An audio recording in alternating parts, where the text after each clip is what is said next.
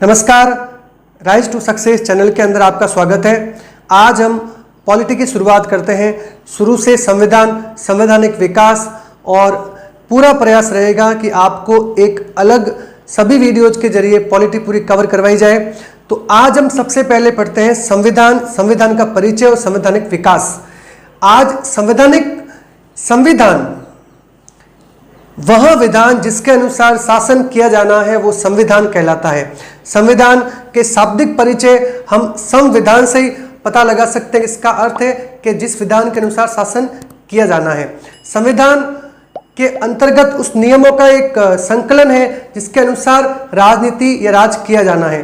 तो संविधान का ऐतिहासिक स्रोत क्या है, संविधान की शुरुआत किस प्रकार हुई, हम ये जानते हैं। यदि इस समाज के अंदर कोई नियम नहीं होंगे, एक साम्राज्यवाद होगा और एक अराजकता फैल जाएगी। तो एक समाज को व्यवस्थित रूप देने के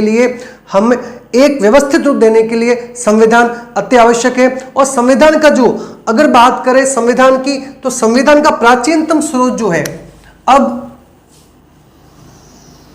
हम संविधान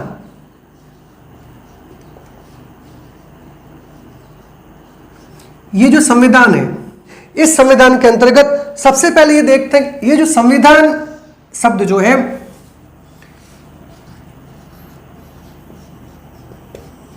कॉन्स्टिट्यूशन शब्द की उत्पत्ति, ये जो शब्द है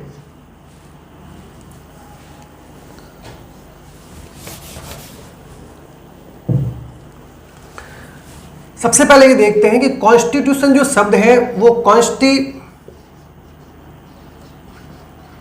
से बना है, जिसका अर्थ होता है प्रबंध करना।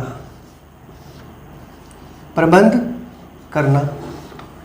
इसके बाद जो कॉन्स्टिट्यूशन है, इस शब्द का सबसे पहले प्रयोग किसने किया था? तो सबसे पहले प्रयोग किया था सर हेनरी मैन ने। सब जो क्वेश्चन है ये एग्जाम के अंदर, पॉलिटी के अंदर हर एक लाइन एक क्वेश्चन है, किसी क्वेश्चन को आप अवॉइड नहीं कर सकते। तो सर हेनरी मैन ने सबसे पहले संविधान शब्द का प्रयोग किया था। प्राचीनतम स्रोत इसका क्या है संविधान का?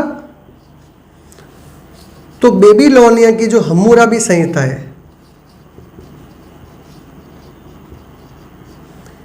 बेबीलोनिया की हम्मुराबी संहिता जो संहिता है वो उनका प्राचीनतम स्रोत है। ये तो प्राचीनतम स्रोत इस परिप्रेक्ष्य के संबंध में हुआ। अब बात करते हैं संविधान की कि संविधान सबसे पहले संविधान प्राचीनतम किसका है? तो प्राचीनतम संविधान जो है, सबसे प्राचीन संविधान और मौखिक संविधान जो है वो किसका है? वो है ब्रिटेन का।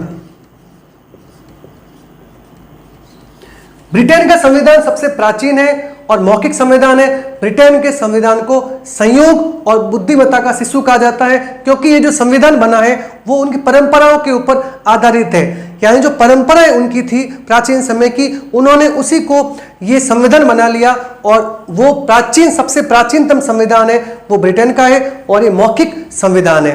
अब अगर बात की जाए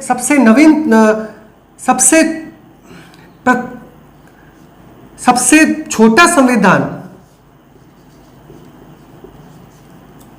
अगर सबसे छोटा संविधान की बात की जाए और प्रथम लिखित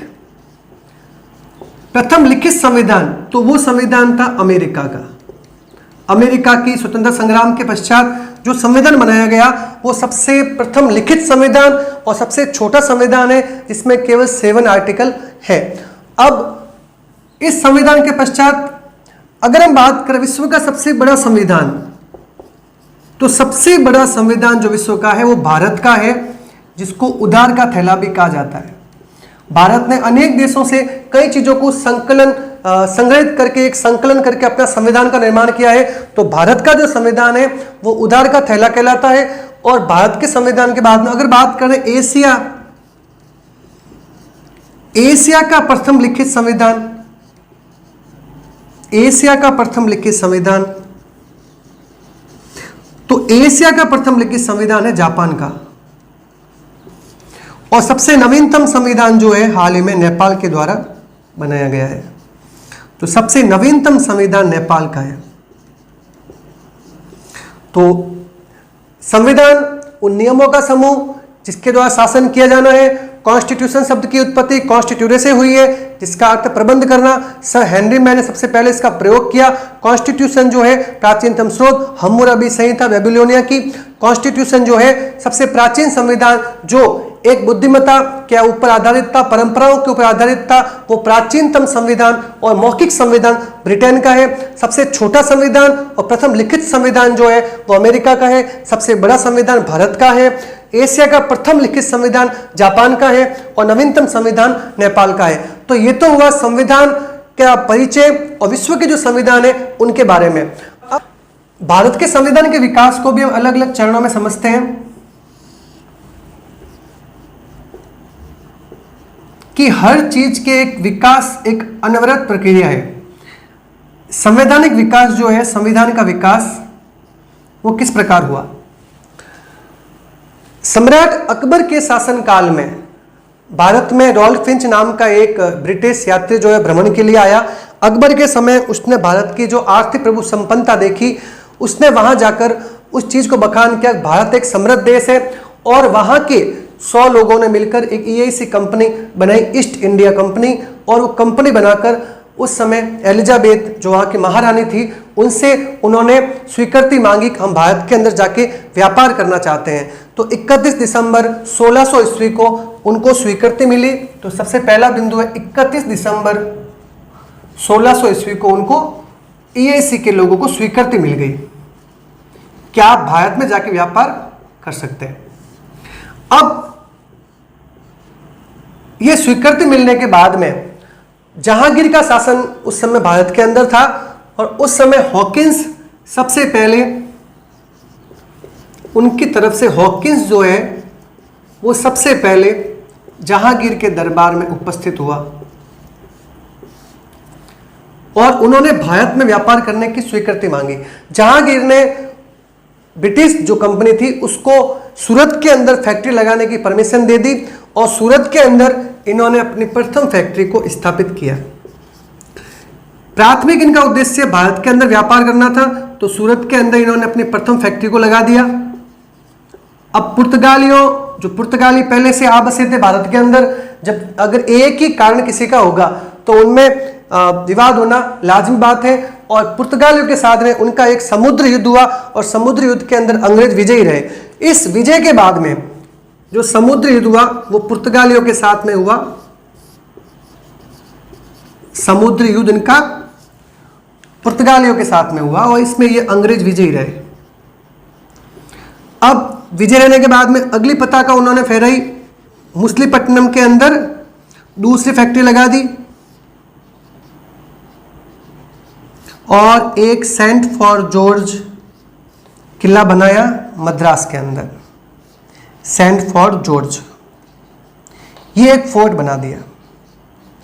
अब ये देखिए इनकी पकड़ जो थी वो सूरत के आसपास, पहले उन्होंने सूरत के बाद में भरूच और आसपास उन्होंने फैक्ट्री लगाई और फिर वो पहुंच गए सीधा दक्षिण भारत की तरफ मुसलीपट्टनम। वहां से उन्होंने मद्रास के अंदर जो है सेंट फॉर जॉर्ज फोर्ट बनाया। इसके बाद में उनका अगला चरण रहा कलकत्ता नगर उन्होंने बसाया और कलकत्ता के अंदर एक फोर्ट विलियम बनाया। अब अंग्रेजों का जो मूल केंद्र था वो कलकत्ता हो चुका था। कलकत्ता उनका मूल केंद्र था। अंग्रेजों के ज़माने में सबसे भारत का महत्वपूर्ण जो केंद्र बिंदु था वो बंगाल था। अब कलकत्ता में अब मुगल शासक धीरे धीरे कमज़ोर हो रहे थे और मुगल शासक की कमजोरी का फायदा उठाने के बाद में जब औरंगजेब का पतन शुरू हुआ, एक मिनट, इसमें सूरत के अंदर फैक्ट्री लगाने के बाद में टॉमस रॉ भी जहांगीर के दरबार में उपस्थित हुआ था, जिसने आगे व्यापार बढ़ाने की स्वीकृति मांगी थी। तो टॉमस रॉ जो था वो जहांगीर के दरबार में उपस्थित हुआ था। तो इसको भी आप इसमें ऐड कर लेना।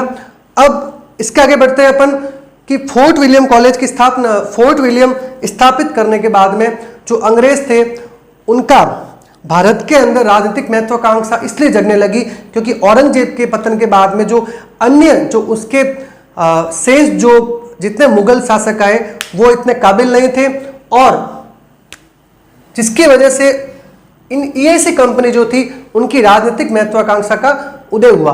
और 1757 की 23 जून 1757 की प्लासी की लड़ाई जो हुई वो रॉबर्ट क्लाइव और सिराजुद्दौला के बीच में हुई थी।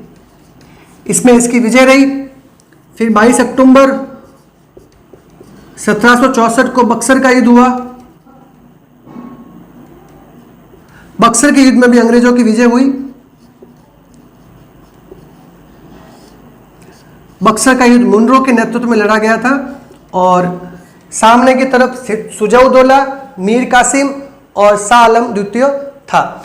अब ये दो लड़ाई जब अंग्रेजों ने जीत ली तो अंग्रेजों के हौसले बुलंद हो गए और उनकी राजनीतिक महत्वाकांक्षा जो ईस्ट इंडिया कंपनी भारत के अंदर व्यापार करना ही थी उसकी राजनीतिक महत्वाकांक्षा जग गई। वो भारत के ऊपर शासन करने का प्रयास करने लगी और ये दो जीत ने उसके हौसले बहुत ज्यादा बढ़ा दिए थे। इस युद्ध को जीतने के बाद में 1765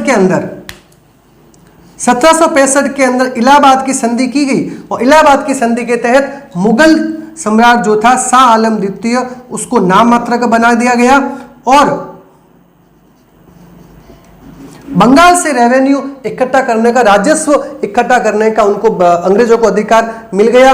अब इस समय राजस्व जो था वो लेना अंग्रेजों के पास में था और बाकी जिम्मेदारी सारी शाह आलम के कंधे पर सौंप दी गई थी। तो मूल जो अधिकार थे वो अंग्रेजों ने अपने हस्तगत कर लिए थे। इसके पश्चात 1765 के पश्चात अब संविधान के विकास की प्रक्रिया शुरू होती है, क्योंकि अभी तो संविधान जब ईस्ट इंडिया कंपनी आई थी अब से यहाँ तक शाह आलम द्वितीय इनका पतन होने के बाद में इनके हाथ में ये बागडोर भारत की आई। इसके बाद में असली कहानी शुरू होती है। संवैधानिक विकास कैसे हुआ?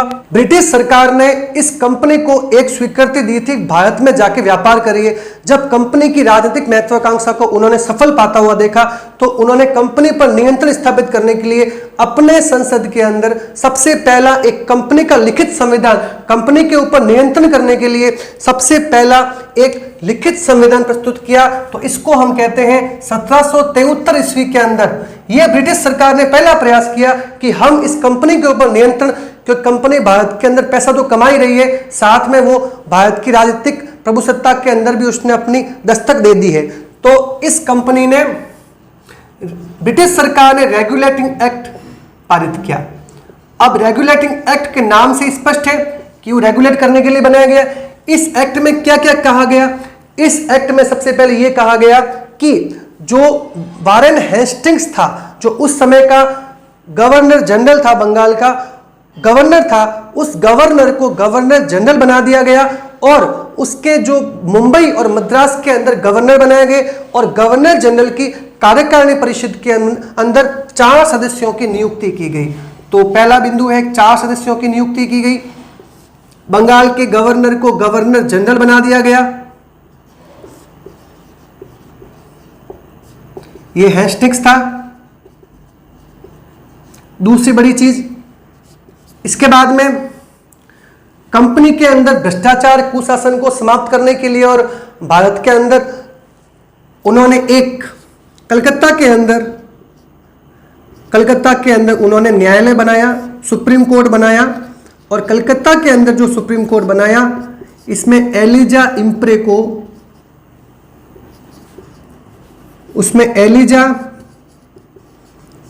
को न्यायाधीश बनाया।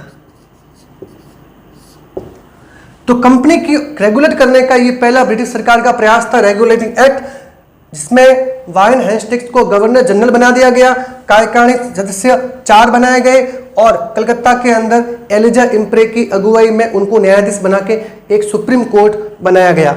इसके पश्चात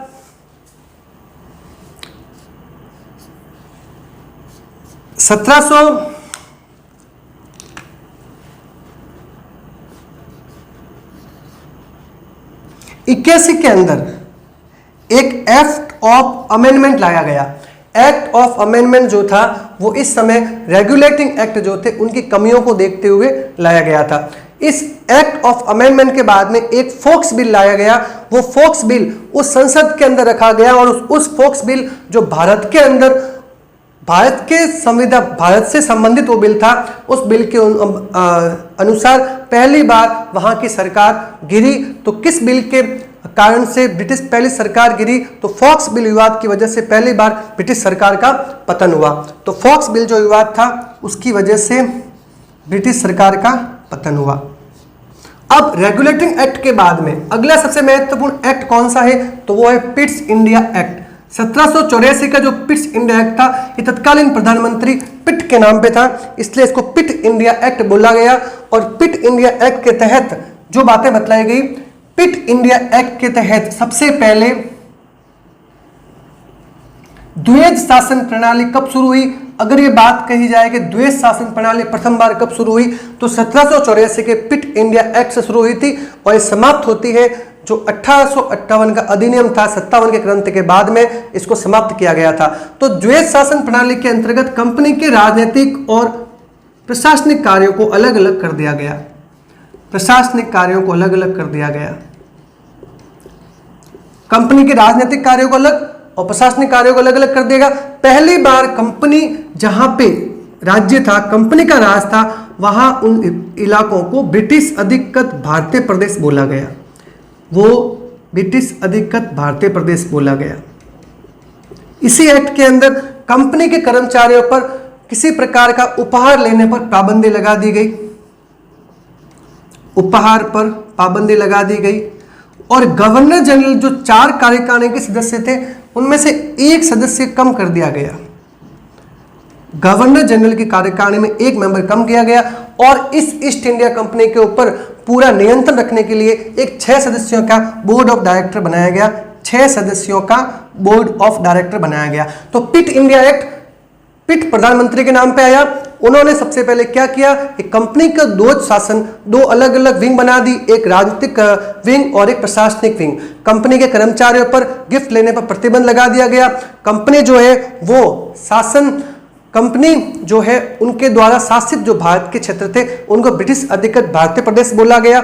और गवर्नर जनरल की जो कार्यकारिणी परिषद थी उसमें एक सदस्य कम कर दिया गया और कंपनी पर नियंत्रण रखने के लिए बोर्ड ऑफ डायरेक्टर 6 लोगों की गठित की गई। तो ये हुआ 1784 का पिट इंडिया एक्ट। अब जब लॉर्ड कॉर्नवालिस भारत आया था तो लॉर्ड कॉर्नवालिस के लिए उन्होंने एक 1786 का एक एक्ट लाया था जिसमें गवर्नर जनरल को प्रधान सेनापति की संज्ञा दी गई थी। इसके बाद में जो सबसे महत्वपूर्ण एक्ट है वो 1793 का जो एक्ट है। 1793 का जो अधिनियम है ये इसलिए जरूरी है क्योंकि भारत का संवैधानिक विकास इन्हीं एक्ट के चरणबद्ध तरीके से हुआ है और हम आज इस संविधान तक पहुंचे हैं।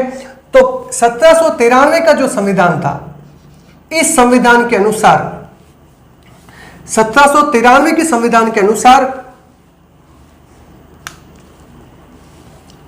जो कंपनी है उसको 20 वर्ष व्यापारिक अधिकार कंपनी के बढ़ा दिए, 20 साल और व्यापार कंपनी कर सकती है। तो पहला तो कंपनी व्यापारिक अधिकारों को 20 वर्ष के लिए बढ़ाया गया और एक इस एक्ट के तहत कहा गया कंपनी के कर्मचारियों को भारतीय राजस्व से वेतन देना शुरू किया गया।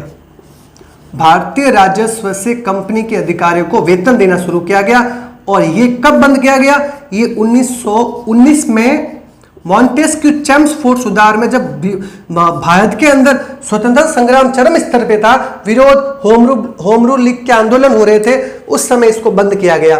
तो 1793 के अधिनियम के बाद में फिर अगला अधिनियम आता है 1813 का अधिनियम। 1813 का अधिनियम जो था वो उस दौर में आया था जब लॉर्ड वेलेस्ली ने सहायक संधि के तहत अनेक रियासतों के हस्ताक्षर करवा लिए थे। अधीनस्थ पार्थक्य की नीति भी उस समय लागू हो गई थी। उस समय ये जो आया, इसके तहत 3 चीजें मुख्य अपने को याद रखनी है। पहली चीज, कंपनी के व्यापारिक अधिकारों को सीमित कर दिया गया। कंपनी को कहा गया कि आप केवल चाय का व्यापार करोगे और केवल चाइना के साथ में व्यापारिक अधिकार बनाए रखोगे। इसके बाद में दूसरी बात ये कहेगी, भारतीयों की शिक्षा के लिए खर्च करने के लिए कंपनी को बाध्य किया गया कि भारत की शिक्षा व्यवस्था के लिए ये आपको पैसा खर्च करना पड़ेगा। और तीसरी चीज है, भारत में ईसाई मिशनरीज को प्रचार करने की स्वतंत्रता दी गई। तो ये सबसे महत्वपूर्ण है। ईसाई मिशनरीज जो थे भारत के अंदर, ईसाई मिशनरीज, उनको भारत में व्यापार करने की परमिशन इस एक्ट के माध्यम से मिली। अब ये जो एक्ट था, इसके बाद में अगला एक्ट क्यों लाया गया, हमें ये देखना है एक्ट किस लिए लाए गए। शुरुआत में जो एक्ट लाए गए वो ब्रिटिश सरकार ने कंपनी पर नियंत्रण रखने के लिए लाए, और बाद में उनको एक्ट लाए नहीं गए, बाद में उनको एक्ट को लाना पड़ा।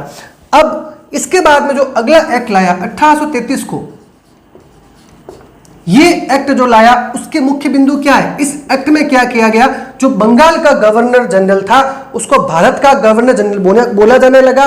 तो विलियम बेंटिंक भारत के पहले गवर्नर जनरल बने। विलियम बेंटिंक के समय अगर बात की जाए, भारत की कई प्रकार की कुप्रथाएं भी इस समय समाप्त हुई थी। सती प्रथा और दास प्रथा जो है वो उस समय समाप्त हुई। तो विलियम बेंटिंक जो थे भारत के प्रथम गवर्नर जनरल बने, वो भारत के प्रथम गवर्नर जनरल बने। इस एक्ट के द्वारा कंपनी को राजनीतिक जो कंपनी के जो कंपनिक अधिकार, व्यापारिक अधिकार पूरी तरीके से समाप्त कर दिए। कंपनी को एक प्रशासनिक संस्था बना दिया गया कि कंपनी शासन करने की संस्था कंपनी को बना दिया गया, उसका व्यापार समाप्ति कर दिया गया इस एक्ट के द्वारा। अब यानी धीरे धीरे भारत पर ब्रिटिश का नियंत्रण बढ़ रहा था, इसलिए उन्होंने प्रशासनिक संस्था बना दिया और व्यापार को समाप्त कर दिया गया। अब इसके तहत गवर्नर जनरल की कार्यकारिणी परिषद के अंदर चौथा मेंबर वापस ऐड किया गया, और यहां लॉर्ड मैकाले जो थे, लॉर्ड मैकाले की अध्यक्षता में प्रथम भारतीय विधि आयोग का गठन किया गया। लॉर्ड मैकाले से दो चीज जुड़ी है। पहली चीज ये कि प्रथम विधि आयोग का गठन किया गया था, और लॉर्ड मैकाले जो थे उनको भारत में अंग्रेजी शिक्षा का जनक कहा जाता है। मैकाले शिक्षा पद्धति जो लाई गई थी, अंग्रेजी शिक्षा का जनक कहा जाता है, वो लॉर्ड मैकाले को कहा जाता है। तो ये तो थी 1833 की बात। इसके बाद में भारत के अंदर एक ऐसा गवर्नर जनरल आया, जिस गवर्नर जनरल के अंदर जिसने भारत की रियासतों को हड़पने का प्रयास किया। और कुछ बिंदु को देखा जाए तो उसके समय भारत के अंदर आमूल परिवर्तन भी हुए। रेल सेवा की शुरुआत हुई, डाक सेवा की शुरुआत हुई, भारत के अंदर विश्वविद्यालय बनाए गए। तो भारत के अंदर 1853 का जो चार्टर एक्ट था, इसकी बात की जाए, ये सबसे अंतिम चार्टर एक्ट था। सबसे पहली बात तो ये सबसे अंतिम चार्टर था। इस एक्ट को लॉर्ड डलहौजी की मांग पर लाया गया। लॉर्ड डलहौजी की मांग पर इस एक्ट को लाया गया। इस एक्ट के तहत यह कहा गया कि पूरे भारत के अंदर एक केंद्रीय विधानमंडल, जो आज लोकसभा है, भारत का एक केंद्रीय विधानमंडल की स्थापना की बात की गई। तो पहली बार इसी एक्ट के अंदर भारत में केंद्रीय विधानमंडल की बात की गई। तो यह भारत के संविधान के अंदर एक बिंदु है। अब इसके बाद में यह कहा गया कि बंगाल, मुंबई और मद्रास के अंदर विश्वविद्यालय खोले जाएंगे। इस एक्ट में यह कहा गया कि भारत के अंदर जो केंद्रीय विधानमंडल की घोषणा हुई, साथ में बंगाल, मुंबई, मद्रास के अंदर विश्वविद्यालय भी खोले जाने का इस एक्ट के माध्यम से बताया गया। लॉर्ड डलहौजी के समय जो रियासतें थी उनको, मतलब उन रियासतों को उन्होंने हड़पने का प्रयास किया था। लॉर्ड डलहौजी के इस जो क्रूर कदम थे उसकी वजह से भारत में जो धीरे धीरे आज़ादी की मांग उठ रही थी, और उसने मंगल पांडे की जो एरंगपुरा जो 34वीं रेजिमेंट बैरकपुर की छावनी थी, उसमें जो 2 अंग्रेज अधिकारियों को गोली मार दी गई, उस तात्कालिक कारण ने एक चिंगारी का भूमिका अदा कर दी और भारत के अंदर 57 की क्रांति हो गई। ये 57 की क्रांति मूल रूप से वो तो एक तात्कालिक कारण था, इसका मुख्य कारण ब्रिटिश की दमनकारी नीति, सहायक संधि वेलेजली की, अधिनिष्ठ पार्थक्य की नीति, हड़प की नीति, ये उसके मुख्य कारण थे। भारत में से धन का निष्कासन, कृषि का दमन, लगान व्यवस्था का अधिक होना, ये सब मुख्य कारण थे। अब 57 की क्रांति जब हो गई तो ये क्रांति सुनियोजित तरीके से न होने की वजह से असफल हो गई। भले ये क्रांति असफल हुई, लेकिन इस क्रांति ने 90 वर्ष के बाद में जो आजादी मिली उसका एक रोड मैप को तैयार कर दिया था। इस क्रांति ने भारत के अंदर स्वतंत्रता संग्राम की एक चिंगारी पैदा कर दी थी। और इसी क्रांति के बाद में देखा जाए तो अनेक प्रकार से क्रांतिकारी संगठन लगातार बनते चले गए, और जो ब्रिटिश हुकूमत बक्सर के युद्ध के बाद में से कर रहे थे, उनके विरोध में सुर अपने आप भारत में बुलंद होते चले गए। जब 57 की क्रांति हुई, भले ही असफल हुई, इससे ब्रिटिश तंत्र को क्या सबक मिली?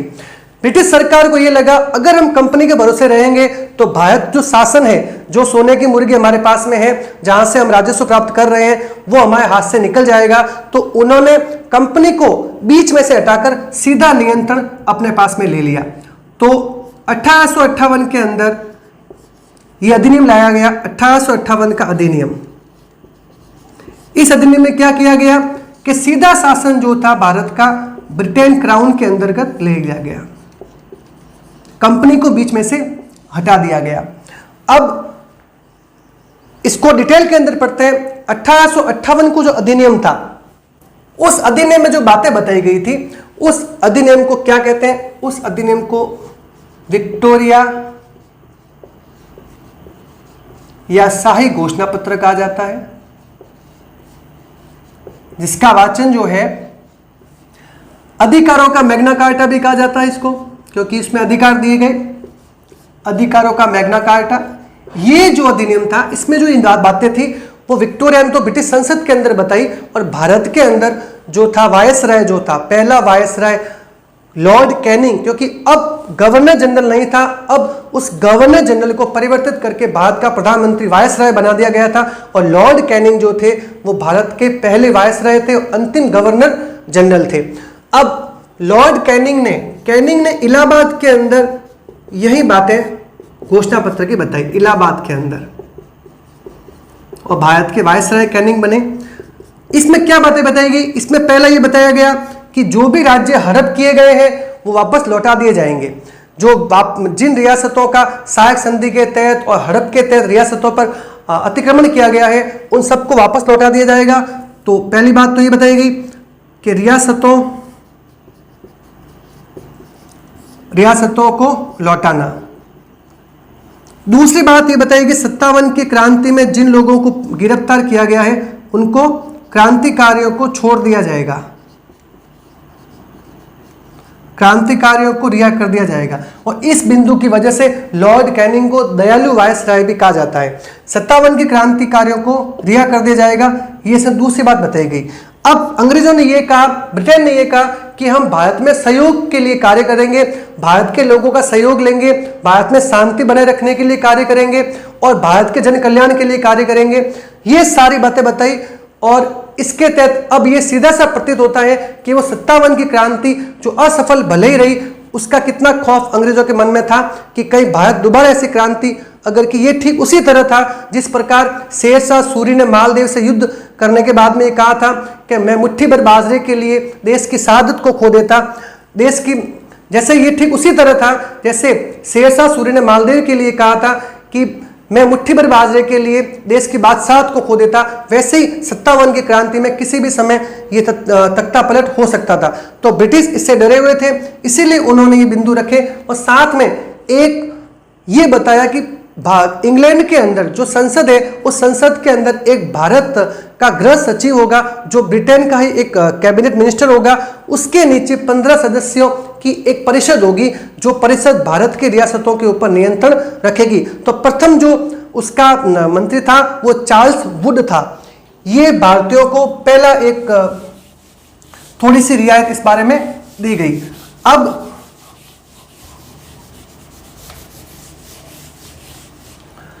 इसके बाद में 1861 के अंदर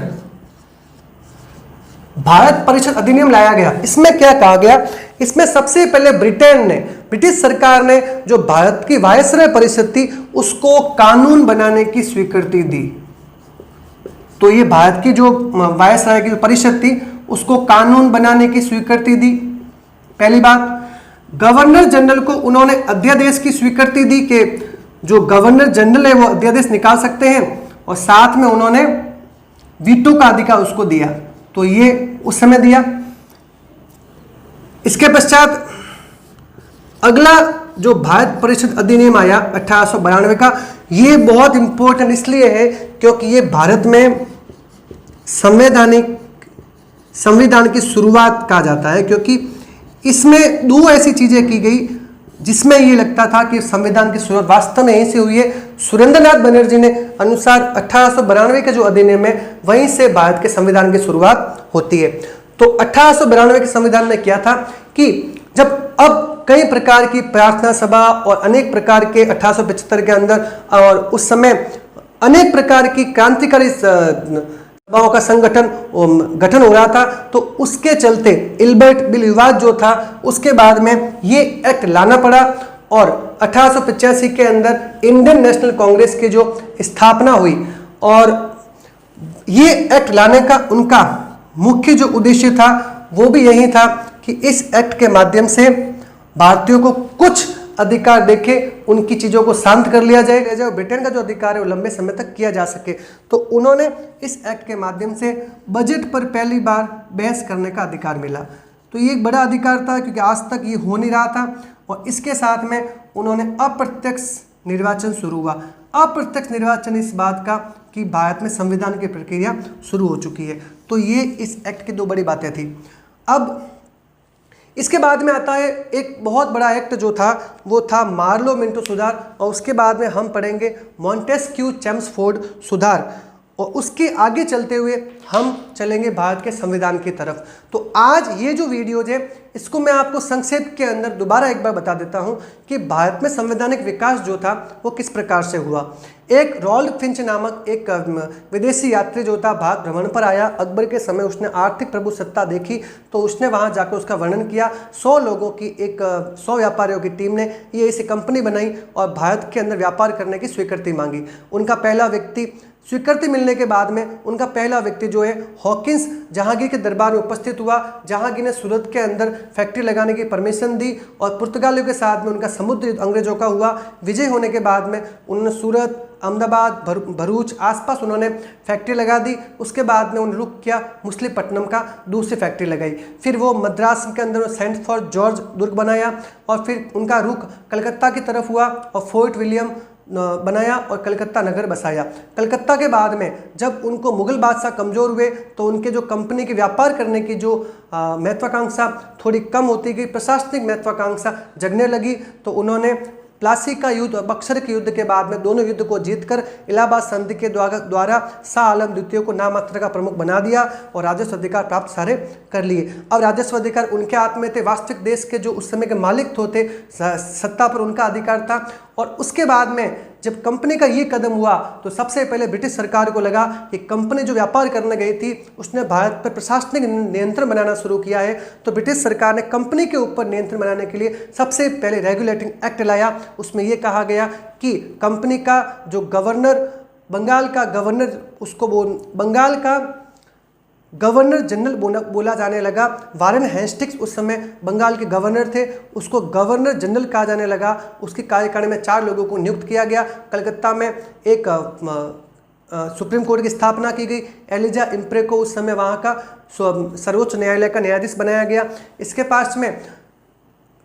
इसके पश्चात जो एक्ट ऑफ सेटलमेंट लाया गया, रेगुलेटिंग एक्ट की कमियों को दूर करने के लिए 1784 के अंदर पिट इंडिया एक्ट लाया गया, जिसने द्वैत शासन व्यवस्था की शुरुआत की। कंपनी के व्यापारिक और राजनीतिक अधिकारों को अलग अलग किया। 6 लोगों की एक बोर्ड ऑफ डायरेक्टर बनाया कंपनी के ऊपर नजर रखने के लिए।